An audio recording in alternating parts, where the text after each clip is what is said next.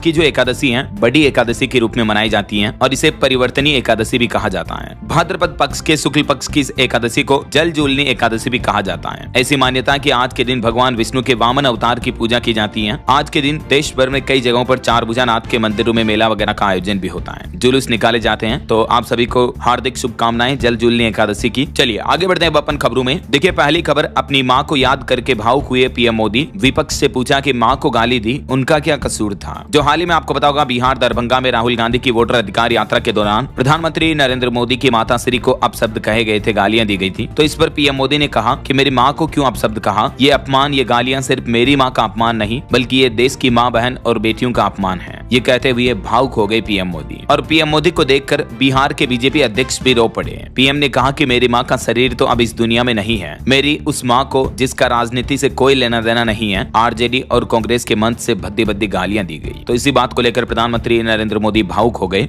और चलिए अगली खबर देखिए दोस्तों, आज से जीएसटी काउंसिल की मीटिंग शुरू होने जा रही है। 3 और 4 सितंबर को जीएसटी परिषद की बैठक होगी और खबर आ रही कि इस बैठक में टीवी, एसी, वॉशिंग मशीन समेत कई सारे सामान सस्ते हो सकते हैं, क्योंकि इसमें जीएसटी 2.0 को लेकर कुछ बड़े फैसले लिए जा सकते हैं, जिसमें जीएसटी टैक्स स्लैब को 2 हिस्सों में बांटने पर चर्चा होगी। तो हाइब्रिड कार, इलेक्ट्रॉनिक सामान, शैम्पू समेत रोजमर्रा की कई सारी चीजें सस्ती होने की संभावना है। क्योंकि हाल ही में कुछ दिनों पहले आपको पता होगा जीएसटी सुधार में 12% और 28% स्लैब को हटाने के प्रस्ताव को जीओएम की मंजूरी भी मिल चुकी है। तो अभी जो मौजूदा 4 जीएसटी स्लैब हैं उनको घटाकर 2 ही स्लैब किए जाएंगे, 5% और 8%। प्रधानमंत्री नरेंद्र मोदी ने 15 अगस्त को दिल्ली के लाल किले से भी घोषणा की थी, आपको पता होगा। तो अब इस जीएसटी सुधार के बीच वित्त मंत्री निर्मला सीतारमण ने भी कहा कि इस जीएसटी सुधार से एक खुली और पारदर्शी अर्थव्यवस्था का निर्माण करेंगे, जिससे छोटे व्यवसायियों को भी फायदा होगा। और वहीं दोस्तों वित्त मंत्रालय ने एक और अपडेट जारी किया। आगामी बजट 2026-27 के लिए बजट तैयार करने की प्रक्रिया भी 9 अक्टूबर से शुरू हो जाएगी, अगले महीने से। और अगले वित्त वर्ष के इस बजट में सरकार अर्थव्यवस्था को 8% से भी ज्यादा की विकास दर पर आगे बढ़ाने पर जोर देगी। और इस बीच देश के वाणिज्य मंत्री पीयूष गोयल भी बोले कि भारत की यूरोपियन यूनियन के साथ फ्री ट्रेड एग्रीमेंट को लेकर बातचीत एडवांस स्टेज में पहुंच चुकी है, यानी भारत और ईयू के बीच जल्द ही फ्री ट्रेड एग्रीमेंट होने की संभावना है। वहीं उन्होंने कहा कि भारत चीन के संबंध भी धीरे धीरे सामान्य स्थिति की ओर बढ़ रहे हैं। अमेरिका के बातचीत और अटके हुए सभी मुद्दों को भी सुलझाने की उम्मीद है। इस बीच अमेरिका के वित्त मंत्री स्कॉट बेसेंट ने भी कहा कि 2 महान देश इस समस्या का समाधान निकालेंगे, क्योंकि ट्रंप प्रशासन को भारत के साथ व्यापार विवाद जल्द ही सुलझने की उम्मीद है। चलिए अगला अपडेट आ रहा दोस्तों, जल्द ही यूपीआई और एटीएम से भी निकाल सकेंगे आप अपने पीएफ खाते का पैसा। सरकार ने इसकी तैयारी भी पूरी कर ली है। इससे आम लोगों को जरूरत के समय तुरंत पैसा मिल सकेगा। ईपीएफओ की तरफ से अपडेट जारी किया गया कि जल्द ही ईपीएफओ 3.0 सिस्टम में नई डिजिटल सेवा लॉन्च की जाएगी और इसके तहत आप अपने पीएफ खाते से डायरेक्टली एटीएम के जरिए पैसा निकाल पाएंगे, है ना। चलिए बड़ी खबर आ रही, बीसीसीआई ने लीड स्पॉन्सर के लिए जारी किया टेंडर, क्योंकि सरकार के न्यू गेमिंग एक्ट के बाद ड्रीम 11 ने तो बीसीसीआई की स्पॉन्सरशिप छोड़ दी है। तो अब भारतीय क्रिकेट कंट्रोल बोर्ड बीसीसीआई का कहना है कि अल्कोहल, तंबाकू, सट्टेबाजी इस तरह की कंपनियां स्पॉन्सर के लिए बोली नहीं लगा पाएगी। बाकी दूसरी सभी कंपनियों को बीसीसीआई ने भारतीय क्रिकेट टीम के खिलाड़ियों के साथ स्पॉन्सर करने के लिए टेंडर जारी किया। अभी एक दिन पहले मैंने आपको रिपोर्ट भी बताई थी कि भारत में ये न्यू गेमिंग एक्ट आने की वजह से फैंटेसी गेम कंपनियां अपने कर्मचारियों को भी निकाल रही हैं। एमपीएल ने भी अपना 60% और पोकरबाजी ने 45% स्टाफ निकाल दिया। रियल मनी गेमिंग बैन होने का असर दिख रहा है मार्केट में, है ना। चलिए दोस्तों अगली एक बड़ी अच्छी खबर देखिए, भारत में बनी पहली माइक्रो प्रोसेसर चिप जिसका नाम विक्रम रखा गया वो लॉन्च हुई। भारतीय अंतरिक्ष एजेंसी इसरो ने इसे अंतरिक्ष मिशनों के लिए बनाया है और इसकी लॉन्चिंग पर पीएम मोदी बोले कि ये चिप आज की डिजिटल डायमंड है। बीते दिन पीएम मोदी ने दिल्ली में जो सेमिकॉन इंडिया 2025 इवेंट का उद्घाटन किया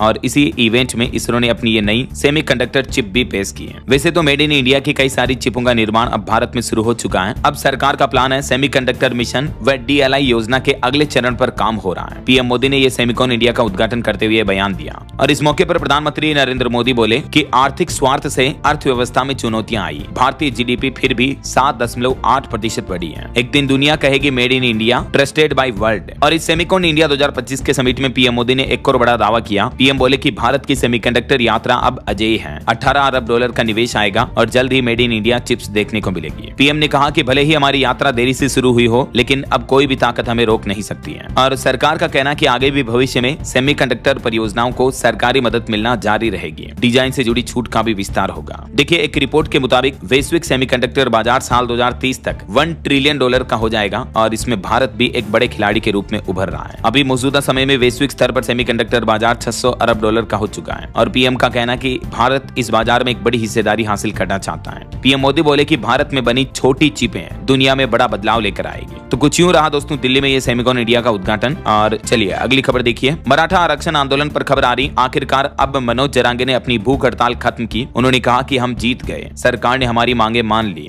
इस मुद्दे को लेकर हालांकि बॉम्बे हाईकोर्ट में आज फिर से सुनवाई होनी है, लेकिन फिलहाल मराठा आरक्षण पर सरकार ने मनोज जरांगे की कुछ मांगे मान ली हैं। बताया जा रहा है कि 8 में से 6 मांगों को सरकार ने स्वीकार कर लिया। कुणबी प्रमाण पत्र के लिए एक अलग से समिति बनेगी और ये मराठा आरक्षण आंदोलन खत्म होने के दौरान फूट फूट कर रोए मनोज जरांगे, बोले कि आज हमारे लिए दिवाली है, आखिरकार सरकार मराठाओं की शर्तें मान ही ली। मनोज जरांगे ने सरकार के सामने 3 प्रमुख शर्तें रखी थी और ये जो मराठा आरक्षण हो रहा है इसके आंदोलन के पीछे की मुख्य वजह क्या है, ये कुछ पॉइंट्स भी आप देख सकते हैं आरक्षण वगैरह के मुद्दों को लेकर, है ना। 5 दिन हो चुके हैं, 5वें दिन मराठा आरक्षण का आंदोलन खत्म हुआ। मुंबई पुलिस ने भी जरांगे से आजाद मैदान खाली करने को कहा है। चलिए अगला अपडेट देखिए। पॉलिटिक्स से बड़ी खबर आ रही है। तेलंगाना की राजनीति में केसीआर ने अपनी बेटी कविता को पार्टी से निलंबित कर दिया। कहा कि बीआरएस विरोधी गतिविधियों में शामिल है वो। भाई पर भी पार्टी को भाजपा में मिलाने का आरोप लगाया था। तो ये तेलंगाना की राजनीति में कंट्रोवर्सी देखने को मिल रही है। और वहीं देखिए दोस्तों, पंजाब के 12 जिलों में भयंकर बाढ़ आई हुई है, 29 लोगों की मौत हो गई। उत्तराखंड में भी भारी बारिश, बाढ़ की वजह से स्कूल बंद है। दिल्ली में भी यमुना नदी का जल स्तर बढ़ा, कई कॉलोनियां खाली कराई गई। पंजाब, हरियाणा, हिमाचल, उत्तराखंड, जम्मू कश्मीर, दिल्ली समेत देश भर के कई राज्यों में खास करके उत्तर भारत में भारी बारिश का दौर जारी है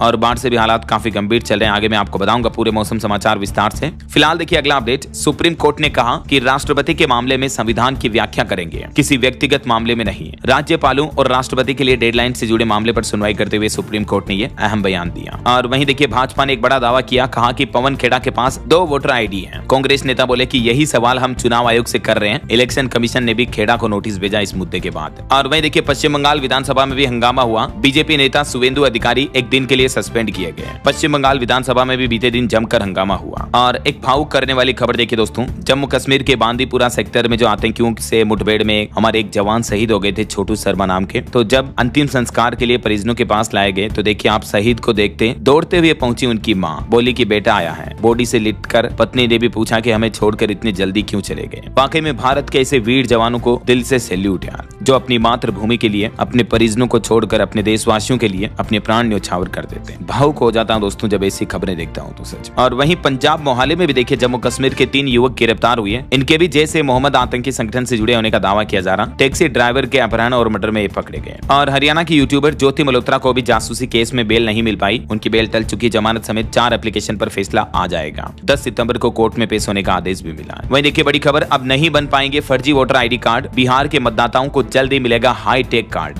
दरअसल ईपीआईसी मतदाता पहचान पत्र एक सुरक्षित और नॉन एडिटेबल पीडीएफ वर्जन है और इसमें एक क्यूआर कोड भी होता है जिसमें वोटर का सीरियल नंबर वगैरह दूसरी व्यक्तिगत जानकारी भी दर्ज रहती है। तो अब चुनाव आयोग का प्लान है मतदाता पहचान में एक नई तकनीक ला रहा है। 30 सितंबर को अंतिम विशेष गहन पुनरीक्षण एसआईआर के बाद वोटर लिस्ट प्रकाशित की जाएगी और इसके बाद राज्य के वोटरों को नए tech enabled voter ID card मिलने शुरू हो जाएंगे। और इन नए वोटर आईडी कार्ड में क्या खासियत होगी जिसकी जानकारी भी आप देख सकते हैं स्क्रीन पर। ये ज्यादा हाईटेक और सिक्योर होंगे, है ना। और सुप्रीम कोर्ट ने भी इस मामले पर सुनवाई करते हुए एक बार फिर से बयान दिया और कहा कि सिर्फ आधार कार्ड ही अकेले नागरिकता का सबूत नहीं है। चुनावी एसआईआर मुद्दे पर सुनवाई करते हुए सुप्रीम कोर्ट ने यह अहम टिप्पणी की है। और बिहार में कई कर्मचारियों की सैलरी भी बढ़ चुकी है। 7 नए मेडिकल कॉलेज खोले जाएंगे। बिहार के मुख्यमंत्री नीतीश कुमार की कैबिनेट बैठक में 49 अहम प्रस्तावों पर मुहर लगी है। आगे मैं आपको पूरी कैबिनेट मीटिंग के फैसले बताऊंगा। फिलहाल देखिए अगली खबर, दिल्ली एनसीआर समेत कई राज्यों में आज सभी स्कूल बंद रहेंगे। छात्रों और शिक्षकों को भी राहत मिलेगी। उत्तर भारत में भारी बारिश और बाढ़ के चलते इन जगहों पर आज 3 सितंबर को स्कूलों में छुट्टियों का आदेश जारी किया है। चलिए अगला अपडेट देखिए। राजस्थान राज्य में 15 सितंबर से 2 अक्टूबर तक चलेगा एक विशेष अभियान। 4 से 13 सितंबर तक प्री कैंप भी आयोजित होंगे। राजस्थान के मुख्यमंत्री भजनलाल सरकार की तरफ से ये राज्य भर में विशेष अभियान चलाने की घोषणा की गई है। देख सकते हैं आप इस बारे में ज्यादा डिटेल भी। वहीं खबर आ रही है 4 सितंबर को एनडीए ने बिहार बंद का ऐलान किया। महिला मोर्चा संभालेगी कमान। TRE-4 से पहले एस्टेट की परीक्षा आयोजित की। 4 अक्टूबर से 25 अक्टूबर तक होगा एग्जाम। लेकिन बिहार में जो ये एनडीए ने बिहार बंद का ऐलान किया है, प्रधानमंत्री नरेंद्र मोदी को और उनकी मां को गाली देने के मामले में एनडीए ने बिहार बंद बुलाया है। और बाकी शिक्षा मंत्री ने ये TRE-4 और एस्टेट एग्जाम को लेकर भी बड़ा ऐलान किया है। और एक बड़ी दुर्घटना हो गई देखिए दोस्तों, हरियाणा के हिसार में 4 युवकों पर 11,000 वोल्ट की तार गिर गई, जिनमें से 3 की मौत हो गई, चौथा छलांग लगाकर बच गया। एक शख्स तो 2 बेटियों का पिता था। और कुछ इंटरनेशनल न्यूज अपडेट देखिए। भूकंप के झटकों से फिर हिला अफगानिस्तान। अब तक 1400 से ज्यादा मौतें हो गई। अफगानिस्तान में अभी आपको बताऊंगा 1-2 दिन पहले भूकंप के झटके आए थे, उसके बाद बीती रात फिर से भूकंप आया और अब तक कुल 1400 से ज्यादा लोगों की जान जाने की खबर है। तालिबान ने दुनिया भर के देशों से मदद मांगी। भारत ने भी मदद के तौर पर अपनी दरियादिली दिली दिखाते हुए 15 टन फूड आइटम और 1000 टेंट भी भेजे मानवीय सहायता के लिए। और वहीं देखिए अमेरिकी राष्ट्रपति डोनाल्ड ट्रंप के सलाहकार बोले, मोदी को पुतिन और जिनपिंग के साथ देखना शर्मनाक है, उन्हें रूस के बजाय अमेरिका के साथ होना चाहिए।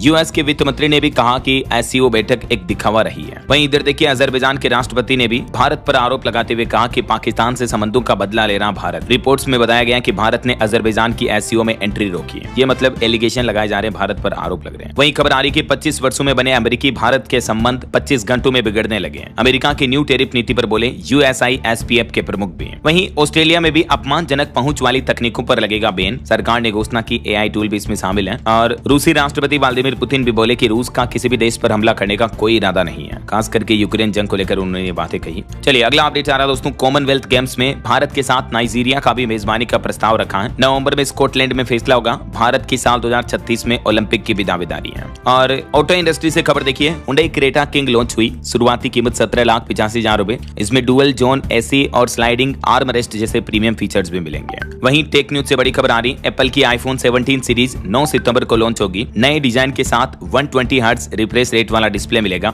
और कई एडवांस AI फीचर्स भी मिलेंगे। तो 9 तारीख को एप्पल का अवे ड्रॉपिंग इवेंट होना है। इसमें कंपनी अपना 17 मॉडल भी रोल आउट कर सकती है। वहीं मोबाइल फोन लॉन्चिंग पर एक और अपडेट आ रहा, Realme 15T स्मार्टफोन भी भारत में लॉन्च हुआ। इसमें आपको 7000 mAh बैटरी मिलेगी और 6.5 इंच से भी ज्यादा बड़ी डिस्प्ले है। कीमत 20,999 से शुरू है। चलिए अगली बड़ी खबर देखिए, एक केस पर सुनवाई करते हुए सुप्रीम कोर्ट ने कहा कि क्षमादान न केवल संवैधानिक है बल्कि वैधानिक अधिकार भी है। नाबालिगों से सामूहिक दुष्कर्म के मामले में एक केस पर सुनवाई करते हुए सुप्रीम कोर्ट ने यह टिप्पणी की है। उन्होंने कहा कि उम्र कैद काट रहे दोषियों को क्षमादान मांगने का संवैधानिक और वैधानिक दोनों ही तरीके का अधिकार प्राप्त है। ऐसा बहरहाल अभी तो अपन कुछ और महत्वपूर्ण तो देखिए, एक तो मानसून को लेकर मौसम विभाग का कहना है कि जून से लेकर अगस्त तक तीनों महीने सामान्य से ज्यादा बारिश हुई और अब सितंबर के एंड में मानसून की विदाई का दौर शुरू होगा, सितंबर महीने के अंतिम दिनों में, है ना। बाकी अभी तो कुछ दिनों के लिए IMD ने उत्तर और पश्चिम भारत के अधिकतर राज्यों में भारी बारिश की चेतावनी दी है। दिल्ली में भी 5 सितंबर तक बादल छाए रहेंगे। सबसे ज्यादा भयंकर हालात अभी पंजाब में चल रहे हैं भारी बारिश बाढ़ की वजह से। पंजाब में 37 सालों बाद सबसे भयंकर बाढ़ आई। अब तक 30 लोगों की मौत हो गई। 2.5 लाख से ज्यादा लोग बाढ़ से प्रभावित हैं। पंजाब के 12 जिलों में बाढ़ आई हुई है वैसे तो, लेकिन भारी बारिश की वजह से खतरनाक हालात लगभग पंजाब के सभी 23 जिलों में चल रहे हैं। कई जिलों में तो आपातकालीन प्रतिक्रियाएं भी सक्रिय हुई हैं। देखिए बाढ़ से पंजाब में अब तक 20,000 लोगों को रेस्क्यू किया गया। 174 राहत शिविर स्थापित किए गए। 1400 गाँव से भी ज्यादा बाढ़ की चपेट में आ रहे हैं। और इन बाढ़ के हालातों में भी देखिए दोस्तों, पंजाबियों के साहस की कहानियां, रात रात भर जाग कर बांध बना रहे हैं, अपना काम धंधा कारोबार छोड़कर बाढ़ में फंसे लोगों का रेस्क्यू कर रहे हैं, अंधेरे में मोमबत्तियों से रोशनी कर रहे हैं। यह है पंजाबियों की हिम्मत और हौसला।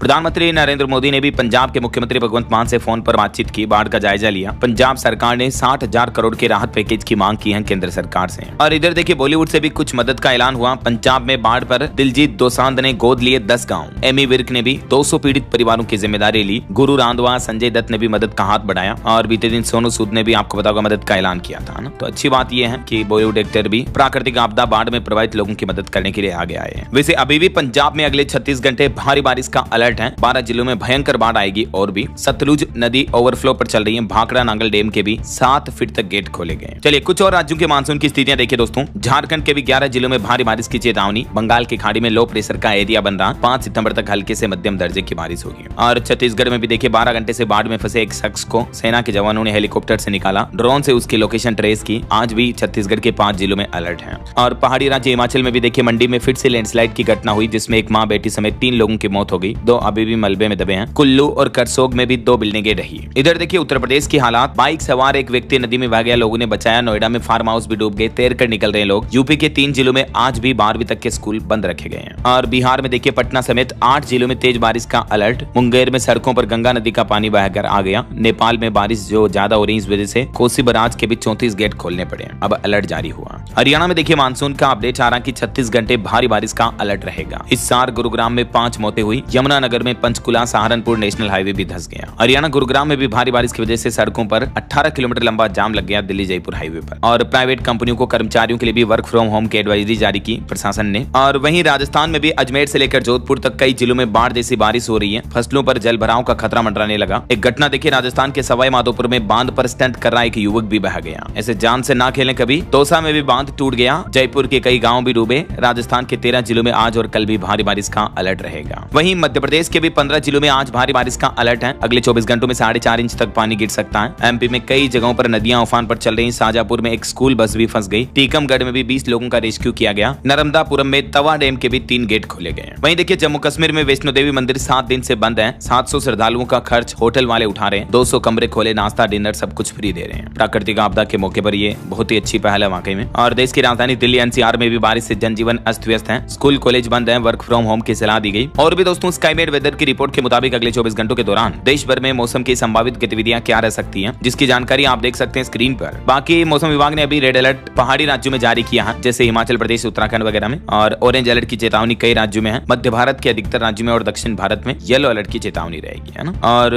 भारत के अलावा दोस्तों हमारे पड़ोसी देश पाकिस्तान में भी अभी बाढ़ से हालात काफी गंभीर चल रहे हैं। पिछले 24 घंटों में भारी बारिश और बाढ़ में 18 लोगों की मौत हो गई। ओके, और चलिए मौसम के बाद अब अपन आज के सराफा बाजार पर नजर डाल लेते हैं। तो देखिए दोस्तों सोने के दाम में थोड़ी गिरावट हुई, चांदी में और बढ़त रही। सोना अभी 1,04,000 रुपए प्रति 10 ग्राम पर पहुंच गया है, मामूली 69 रुपए की गिरावट के साथ। और बाकी चांदी का भाव मामूली बढ़त में रहा 33 रुपए में, और अभी चांदी का रेट 1,22,833 रुपए प्रति किलो चल रहा है। और भी अलग अलग कैरेट के हिसाब से सोने की कीमतें आप देख सकते हैं स्टेबल में। चलिए साथ के साथ कुछ मार्केट अपडेट्स पर भी नजर डाल लेते हैं। तो देखिए भारतीय शेयर बाजार में सेंसेक्स 206 अंक गिरकर 80,157 पर बंद हुआ। निफ्टी भी 45 अंक लूट का। बैंकिंग और आईटी शेयर्स में बिकवाली रही। वहीं निवेशकों के लिए खबर है, टाटा कैपिटल का आईपीओ सितंबर के आखिरी महीने में लॉन्च होगा। इस इश्यू से 17,200 करोड़ रुपए जुटाएगी कंपनी। और बोट कंपनी के भी आईपीओ को सेबी से मंजूरी मिल चुकी है। 2,000 करोड़ का इश्यू ला सकती है कंपनी। वहीं खबर देखिए नेस्ले कंपनी के सीईओ की नौकरी चली गई। अपनी कंपनी के एक कर्मचारी के साथ वो रिलेशन में थे। एस्ट्रोनॉमर सीईओ भी एचआर के साथ रोमांस करते हुए वायरल हुए थे, आपको पता होगा, उनको भी इस्तीफा देना पड़ा था। और वहीं देखिए मार्केट रेगुलेटर सेबी ने इंडेक्स ऑप्शंस में इंट्राडे पोजीशंस की निगरानी के लिए नए ढांचे का ऐलान किया। शेयर बाजार के निवेशकों के लिए एक जरूरी अपडेट यह है, अगले महीने 1 अक्टूबर से कुछ नियम बदलने जा रहे हैं। इंडेक्स ऑप्शंस पर नई पोजीशन लिमिट लागू करने का ऐलान किया है मार्केट रेगुलेटर सेबी ने। अब ऐसे में नई लिमिट क्या होगी और ये बदलाव लागू करना जरूरी क्यों था, इससे क्या असर पड़ेगा ट्रेडर्स मार्केट वगैरह पर, इस बाबत डिटेल जानकारी आप देख सकते हैं स्क्रीन पर। वहीं खबर आ रही दोस्तों टीसीएस कर्मचारियों के लिए भी अच्छा अपडेट। 4.5% से लेकर 7% तक कंपनी ने सैलरी हाइक यानी बढ़ोतरी करने का ऐलान किया है। और एक अपडेट आ रहा, Karunesh Bajaj audit bureau of circulation के चेयरमैन बने। ओके, और चलिए मार्केट अपडेट के बाद आगे बढ़ते हैं अपन खबरों में। देखिए खबर 3 दिन की यात्रा पर अभी सिंगापुर के पीएम वोंग पहुंचे हैं भारत दौरे पर। आर्थिक संबंध को मजबूत करने पर जोर रहेगा और उनका ये पहला भारत दौरा होने जा रहा है। और वहीं जिन रेल कर्मचारियों का भारतीय स्टेट बैंक एसबीआई में खाता है उन्हें अब 1 करोड़ रुपए तक का दुर्घटना बीमा मिलेगा। रेल मंत्रालय की तरफ से ये ऐलान किया। एसबीआई और रेलवे के बीच एमओयू साइन हुए, मैंने आपको बताया था इस साझेदारी के बारे में डिटेल अपडेट। और खबर आ रही कि आपसी तालमेल बढ़ाने में जुटी भारत और थाईलैंड देश की सेना। संयुक्त सैन्य अभ्यास मैत्री का 14वां संस्करण शुरू हुआ। वहीं देखिए नेपाल और भूटान के नागरिकों को अब भारत आने के लिए पासपोर्ट या वीजा की जरूरत नहीं होगी। गृह मंत्रालय की तरफ से यह बड़ा आदेश जारी किया गया और भारत सरकार ने यह स्पष्टीकरण भी दिया कि इन 2 देशों के लोगों को भारत में एंट्री करने के लिए अब वीजा पासपोर्ट नहीं चाहिए होगा, है ना। और खबर आ रही निवेशकों का भरोसा बरकरार रहेगा। नए दिशा निर्देश से बढ़ेगी तकनीकी नवाचार। एआई और ब्लॉकचेन समेत कंप्यूटर पेटेंट और भी मजबूत होंगे। विश्व बौद्धिक संपदा संगठन की रिपोर्ट में उच्च स्थान प्रगति का सूचक है। और अब सीआईआर के निर्देशों के मुताबिक चुनौतियों के समाधान का रोडमैप भी बनाया जाएगा। ये भारत सरकार का प्लान है टेक क्षेत्र में निवेश को बढ़ावा देने के लिए। चलिए अगली खबर देखिए, हदें पार न करें वरना गिरफ्तार कर लिए जाएंगे। महमूद मदनी को असम के मुख्यमंत्री हेमंत बिश्व शर्मा ने सख्त चेतावनी दी है। जमीयत उलेमा ए हिंद के अध्यक्ष महमूद मदनी, जिन्होंने हाल ही में कुछ उल्टे सीधे बयान दिए थे, तो असम के सीएम ने अब उनको हिदायत भी दी है। और खबर है पीएम नरेंद्र मोदी के जन्मदिन पर 5 अस्पतालों की रखी जाएगी आधारशिला। 75 नई योजनाओं की भी होगी शुरुआत। 17 सितंबर से लेकर 2 अक्टूबर तक पीएम के जन्मदिन के बीच ये कार्यक्रम चलेगा। और इस दरमियान ही देश की राजधानी दिल्ली में 5 बड़े अस्पतालों की आधारशिला नींव रखी जाएगी। 150 आरोग्य मंदिर खोले जाएंगे और दिल्ली सरकार कई नई योजनाएं भी शुरू करेगी, है ना। चलिए खबर देखिए, गुजरात में सफाई कर्मियों की मौत के मामले पर हाईकोर्ट सख्त हुआ। कहा कि केवल ठेकेदारों को दोष न दे, अफसरों की भी जिम्मेदारी इसमें तय होनी चाहिए। और गृह मंत्रालय का एक बड़ा एक्शन देखिए, गैर कानूनी गतिविधियों में लिप्त विदेशियों के भारत आने पर लगाई रोक। राज्यों में बनाया जाएगा डिटेंशन कैंप भी। दरअसल विदेशों से हमारे देश भारत में आने वाले विदेशियों के लिए सरकार ने अब कुछ नए नियम सख्त लागू कर दिए हैं। और इसके तहत एक नियम तो ये होगा, गैर कानूनी गतिविधियों में लिप्त विदेशी नागरिकों को भारत आने पर रोक रहेगी। ठीक है, इसके साथ ही गृह मंत्रालय ने सभी राज्य सरकारों को भी निर्देश जारी कर दिया, जांच पड़ताल की जाए उनकी। ऐसा वहीं देखिए गोवा सरकार को भी बड़ा झटका लगा। उच्च न्यायालय ने रद्द किया मेडिकल प्रवेश प्रक्रिया में लागू खेल कोटा भी। और उड़ीसा राज्य के शिक्षकों के लिए टीईटी अनिवार्य वाले सुप्रीम कोर्ट के आदेश पर मंत्री बोले कि इस फैसले का अध्ययन करेगी उड़ीसा सरकार। क्लाइमेट चेंज को लेकर रिपोर्ट सामने आ रही कि सहयोग के बिना जलवायु परिवर्तन पर कार्रवाई करना मुश्किल होगा। COP30 के अध्यक्ष ने भारत और ब्राजील इन देशों के सहयोग पर जोर दिया। चलिए अगली बड़ी खबर देखिए, अब पासपोर्ट और वीजा की जालसाजी करने या फर्जी डॉक्यूमेंट इस तरह के बनाने पर 7 साल तक की सीधी जेल होगी। आवर्जन एवं विदेशी अधिनियम लागू हो चुका है, जो हाल ही में केंद्र सरकार ने यह नया अधिनियम बनाया, तो इसको लेकर सरकार ने ये डिटेल डिटेल रिपोर्ट जारी की है ना। और इसी के तहत नेपाल भूटान वाले लोगों को भारत आने के लिए वीजा पासपोर्ट वगैरह की भी जरूरत नहीं होगी, है ना। और खबर देखिए, झारखंड के मुख्यमंत्री हेमंत सोरेन ने पीजीटी शिक्षकों को नियुक्ति पत्र सौंपे, टॉपर्स को सम्मान दिया, सांसद महुआ माझी भी मौजूद रही। वहीं खबर आ रही है, अब घर बैठे होगी जमीन की रजिस्ट्री, इंतकाल, नामांतरण वगैरह भी घर बैठे ही खुल जाएगा, लोगों को रजिस्ट्रार कार्यालयों में भटकना नहीं पड़ेगा। हिमाचल प्रदेश सरकार इस मानसूनी सीजन में विधानसभा में यह नया विधेयक लेकर आई है और इस विधेयक को सर्वसम्मति से पारित किया गया। तो हिमाचल वासियों को इससे बड़ा फायदा होगा। अब लोग घर बैठे अपनी जमीन वगैरह की रजिस्ट्री कर पाएंगे और नामांतरण भी घर बैठे ही खुला पाएंगे, है ना। वहीं देखिए बड़ी खबर, हिमाचल में सेवानिवृत्त बैंक अधिकारी से 1 करोड़ रुपए की ऑनलाइन ठगी हो गई। ऑनलाइन ट्रेडिंग में दुगने मुनाफे का झांसा दिया और ये बड़ी साइबर ठगी का मामला सामने आया हिमाचल के जिला कांगड़ा का। मैं आपको रोजाना बताता रहता हूँ ना दोस्तों की इस तरह की ठगी के झांसों में ना आए, आप सावधान रहे बदमाशों से, है ना। वहीं देखिए चंडीगढ़ पीजीआई में अब कर्मचारियों को नहीं मिलेगा हॉस्पिटल पेशेंट केयर अलाउंस, आदेश जारी हुआ। वहीं देखिए अमेरिकी राष्ट्रपति डोनाल्ड ट्रंप की टैरिफ मुद्दे को लेकर आज एक इमरजेंसी बैठक होनी है और दिल्ली में भी आज से जीएसटी परिषद की बैठक शुरू हो रही, मैंने आपको बताया था। और खबर आ रही है, राजगीर में राष्ट्रीय अंतर्राष्ट्रीय क्रिकेट मैचों के आयोजन का रास्ता साफ हुआ, बिहार मंत्रिमंडल ने मंजूरी दी है। वहीं बिहार में अब पटना में भी आपको मुंबई वाला फील आएगा, ओपन डबल डेकर बस सेवा शुरू हो चुकी है पटना में इस रूट पर। और त्योहारी सीजन से पहले देखिए कस्टमर्स को बड़ा झटका लगा, जोमेटो ने भी बढ़ती मांग के बीच 20% प्लेटफॉर्म फीस बढ़ा दी है। अब प्रति ऑर्डर 10 रुपए की बजाय 12 रुपए आपको प्लेटफॉर्म फीस के रूप में देने होंगे। हाल ही में स्विगी ने बढ़ाया था, अब जोमेटो ने भी बढ़ा दिया। चलिए खबर आ रही है, सभी राज्यों को मिलेगा जीएसटी का फायदा। देश के सबसे बड़े बैंक भारतीय स्टेट बैंक एसबीआई ने अपनी रिपोर्ट में भरोसा दिलाया और कहा कि राज्यों को स्टेट जीएसटी से 10 लाख करोड़ से भी ज्यादा और केंद्र सरकार की ओर से दिए जाने वाले पैसे से करीब 4 लाख करोड़ रुपए मिलेंगे। कुछ और हेडलाइंस न्यूज अपडेट देखिए फटाफट से दोस्तों। असम से 24 बांग्लादेशी घुसपैठियों को वापस भेजा गया, मुख्यमंत्री हेमंत बिश्व शर्मा ने कहा। और पंजाब में सीएम रिलीफ फंड में 1 दिन की सैलरी देंगे सभी आईपीएस अफसर भी।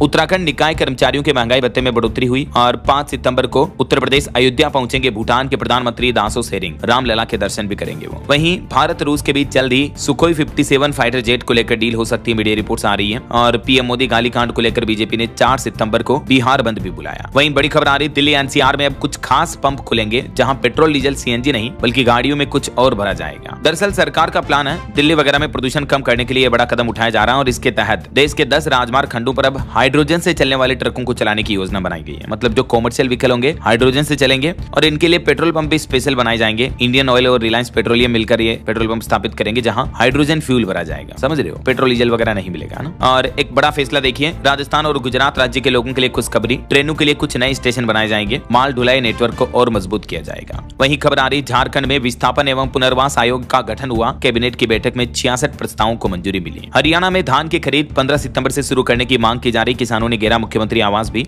और ट्रांसजेंडर समावेशी पाठ्यपुस्तक संबंधित याचिका पर भी सुनवाई करेगा सुप्रीम कोर्ट। केंद्र और 6 राज्यों को नोटिस भी जारी किया सर्वोच्च न्यायालय ने। वहीं देखिए उड़ीसा राज्य में अब एक क्लिक पर उपलब्ध होगी बस और बोटिंग सेवा। इस मोबाइल ऐप के जरिए आप डिजिटल टिकट भी प्राप्त कर पाएंगे। गृह निर्माण एवं नगरीय विकास विभाग ने उड़ीसा यात्री मोबाइल ऐप को सुविधाजनक बना दिया और इस ऐप में ये नए फीचर भी लॉन्च किए हैं। चलिए उत्तर प्रदेश के कुछ अपडेट देखिए दोस्तों। देखिए यूपी में 3 साल के लिए भर्ती होंगे अब आउटसोर्स के कर्मचारी, 16 से 20 हजार रुपए तक सैलरी मिलेगी। प्रदेश में लखनऊ कानपुर में भी इलेक्ट्रिक बसें चलाई जाएगी। योगी कैबिनेट बैठक में कुल 15 प्रस्तावों को मंजूरी मिली है, जिसमें देखिए उत्तर प्रदेश कैबिनेट बैठक का एक अहम फैसला ये रहा, पीपीपी मॉडल में चलेगी 15 सीएचसी और प्रदेश के कस्बों में दौड़ेगी कई इलेक्ट्रिक बसें भी। और एक अच्छी बात यह है कि आउटसोर्सिंग पर काम करने वाले कर्मचारियों पर अब काम का दबाव नहीं बनेगा, उनका शोषण नहीं कर पाएगी कंपनियां। योगी सरकार ने उनके लिए एक खास कानून बनाया है। अब आउटसोर्स कर्मियों की सीधी होगी भर्ती और इस नए कानून में आउटसोर्स कर्मचारियों का आर्थिक शोषण कैसे रुकेगा देख सकते हैं आप। ऐसे कर्मचारियों को 16 से 20 हजार मिनिमम सैलरी यानी मासिक मानदेय देना होगा और भी कुछ गाइडलाइंस आप देख सकते हैं। और यूपी कैबिनेट के कुछ और बड़े फैसले देखिए दोस्तों। पारिवारिक संपत्ति बंटवारे में अब नहीं पड़ेगा भारी शुल्क, प्रदेश में बनेंगे टीवी और मोबाइल पार्ट्स भी। मैन्युफैक्चरिंग प्लांट को लेकर भी योगी सरकार ने ये कुछ राहत दी है। और एक चौंकाने वाली रिपोर्ट सामने आ रही है कि उत्तर प्रदेश में गायब हो गए 6.25 लाख के लगभग पुराने बिजली मीटर, लाखों के नुकसान होने की आशंका है, अब जांच की मांग की गई। वहीं इंटरनेशनल ट्रेड शो में भी प्रदर्शित होंगे यूपी के 60 जीआई उत्पाद, दुनिया देखेगी उत्तर प्रदेश के लोगों के हुनर का जलवा। और योगी कैबिनेट बैठक में नई एक्सपोर्ट पॉलिसी को लेकर भी अहम मंजूरी मिली। टैरिफ वॉर का जवाब देते हुए सीएम योगी ने कहा कि निर्यातकों के लिए जल्द ही नई पॉलिसी लाई जाएगी जिसमें ये कुछ प्रावधान होंगे। तो जहां एक तरफ अमेरिका के डोनाल्ड ट्रंप ने टैरिफ बढ़ाया हुआ है, इस बीच योगी सरकार ने उत्तर प्रदेश के एक्सपोर्टर्स को राहत देने के लिए यूपी निर्यात प्रोत्साहन नीति 2025-30 को मंजूरी दे दी है। अगले 5 सालों तक ये नीति लागू रहेगी। निर्यातकों को प्रोत्साहन दिया जाएगा इस योजना के तहत विदेश तक माल पहुंचाने के लिए योगी सरकार 30 लाख रुपए देगी। तो ये कुछ योगी कैबिनेट बैठक में अहम अनाउंसमेंट किए गए। इसके अलावा भी देखिए आप उत्तर प्रदेश में सीएम योगी आदित्यनाथ 3 सितंबर को आज कानपुर में आएंगे, IIT में कार्यक्रम में शामिल होंगे। और सीएम योगी आज अयोध्या का भी दौरा करेंगे, यहाँ हनुमानगढ़ी और रामलला के भी दर्शन करेंगे, राज सदन में श्रद्धांजलि देने भी जाएंगे। वहीं उत्तर प्रदेश में स्वास्थ्य सेवा में भी एक नई पहल देखिए दोस्तों, निजी हाथों में सौंपी जाएगी 15 CHC, लोगों को बेहतर स्वास्थ्य सुविधाएं मिलेगी। इसके अलावा यूपी कैबिनेट में एक और बड़ा फैसला लिया गया, 3 साल होगा राज्य विधि आयोग के अध्यक्ष का कार्यकाल। और लखनऊ कानपुर के 10-10 मार्गों पर ई बसें चलेगी, मैंने आपको बताया। वहीं उच्च शिक्षा के मामले पर भी सीएम योगी ने बड़ा कदम उठाया, 3 विश्वविद्यालयों में 948 नए पदों को मंजूरी मिली है, ताकि यूनिवर्सिटी वगैरह में बच्चों को अच्छी एजुकेशन मिल पाए, है ना। चलिए यूपी के बाद अब बिहार के कुछ अपडेट देखिए आप। बिहार के लिए भी बड़ा दिन रहा बीता दिन। पीएम मोदी ने जीविका निधि योजना में 105 करोड़ रुपए ट्रांसफर किए, महिलाओं माताओं बहनों के खातों में 10-10 हजार रुपए की धनराशि ट्रांसफर की गई है सीधी। प्रधानमंत्री नरेंद्र मोदी ने बिहार की ग्रामीण महिलाओं को ये बड़ी सौगात देते हुए कहा कि महिलाओं की भागीदारी से बदल जाएगी गांव की तस्वीर। जीविका दीदी बोले कि लोन लेकर बिजनेस किया। वहीं बिहार के 16 लाख स्टूडेंट्स में ओबीसी और ईबीसी को 231 करोड़ की स्कॉलरशिप भी मिलेगी। बिहार के मुख्यमंत्री नीतीश कैबिनेट की बैठक हुई, इसमें 3200 नए पदों पर भर्ती को भी मंजूरी मिली। होमगार्ड का भत्ता भी बढ़ाकर 33,000 रुपए किया गया और ये अलग अलग विभागों में लगभग 3195 पदों पर रिक्रूटमेंट के लिए मंजूरी दी गई। इस चुनावी साल में बिहार के मुख्यमंत्री नीतीश कुमार ने कई बड़े ऐलान कर दिए हैं। हाल ही में उनके कुछ दिनों के दौरान किए गए 10 बड़े ऐलानों की डिटेल भी आप देख सकते हैं। इसके अलावा बिहार नीतीश सरकार ने एक और फैसला लिया, मुजफ्फरपुर में बनाएगी 3 लेन का शानदार पुल, 589 करोड़ रुपए खर्च किए जाएंगे, 39 किलोमीटर दूरी कम होगी। वहीं बिहार पटना में जिला स्तरीय विद्यालय खेलकूद प्रतियोगिता 13 सितंबर से पाटलिपुत्र खेल परिसर में आयोजित होगी।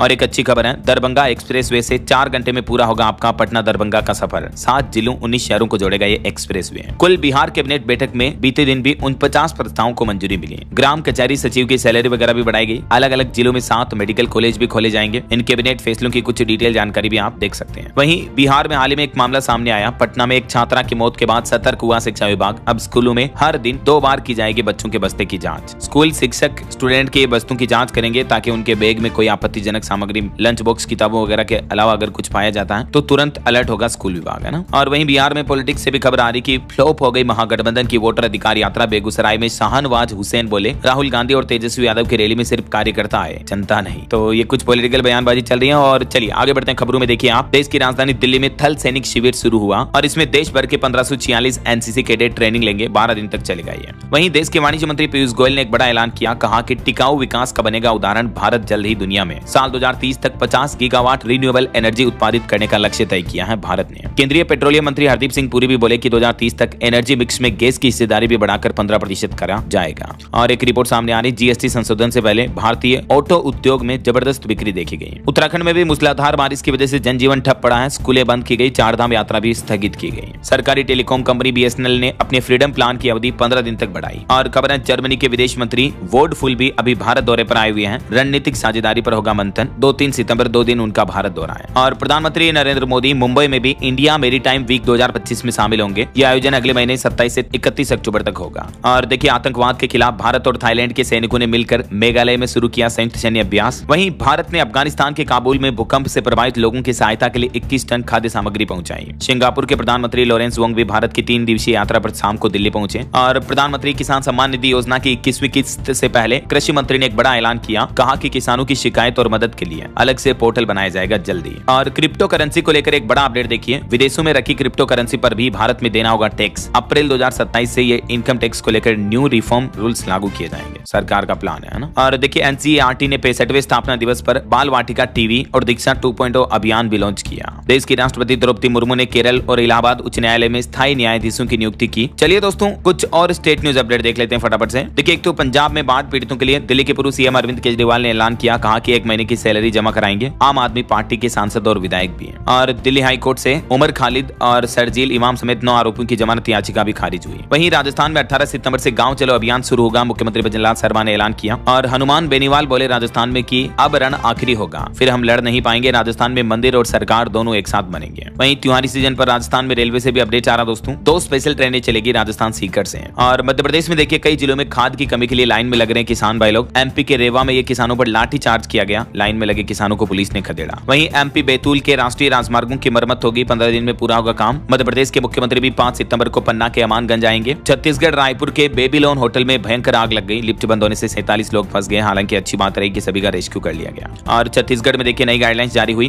गणेश विसर्जन और ईद मिलाद उन नबी पर डीजे बजाने, पटाखे फोड़ने पर बैन रहेगा। छत्तीसगढ़ रायपुर में 8 सितंबर को को झांकी निकलेगी। और गणेश उत्सव के बीच शंकराचार्य बोले कि गणेश प्रतिमाओं में से किसी और को दिखाना पाप है। उन्होंने कहा कि मूर्तिकार भी इसके लिए दोषी हैं। रायपुर में हिंदू संगठन बोले कि छेड़छाड़ बर्दाश्त नहीं की जाएगी, ऐसी मूर्तियों का तुरंत विसर्जन करें। ऐसा छत्तीसगढ़ में भी रेलवे से अपडेट आ रहा, दिवाली और छठ पर चलेगी 4 और स्पेशल ट्रेनें, इसमें दुर्ग, सुल्तानपुर वगैरह इन रूट पर चलेगी। वहीं खबर है 7 सितंबर को दोपहर बाद नहीं होंगे अयोध्या में रामलला के दर्शन, चंद्र ग्रहण का सूतक लग जाएगा, तो शाम को बंद रहेंगे राम मंदिर के कपाट वगैरह भी, है ना। वहीं यूपी में भी छपरा, गोरखपुर और अमृतसर रूट की स्पेशल ट्रेनों में कोच एक्स्ट्रा जोड़े गए भारी भीड़ को देखते हुए। और सुप्रीम कोर्ट कोलेजियम ने 26 नामों की संस्तुति की, इलाहाबाद हाईकोर्ट में जज नियुक्त करने को केंद्र सरकार को भेजा। वैसे इलाहाबाद हाईकोर्ट में बड़ा वफात की छुट्टी 5 सितंबर को रखी गई है। और बिहार पटना मेट्रो का भी आज पहला ट्रायल रन होगा, डिपो के अंदर 800 मीटर ट्रैक पर दौड़ेगी ट्रेन। और चंडीगढ़ के स्कूलों में भी आज छुट्टियों की घोषणा हुई भारी बारिश के चलते। वहीं हिमाचल प्रदेश के पूर्व डीजीपी ID भंडारी जी का निधन हो गया दिल का दौरा पड़ने की वजह से, ईश्वर आत्मा को शांति दे।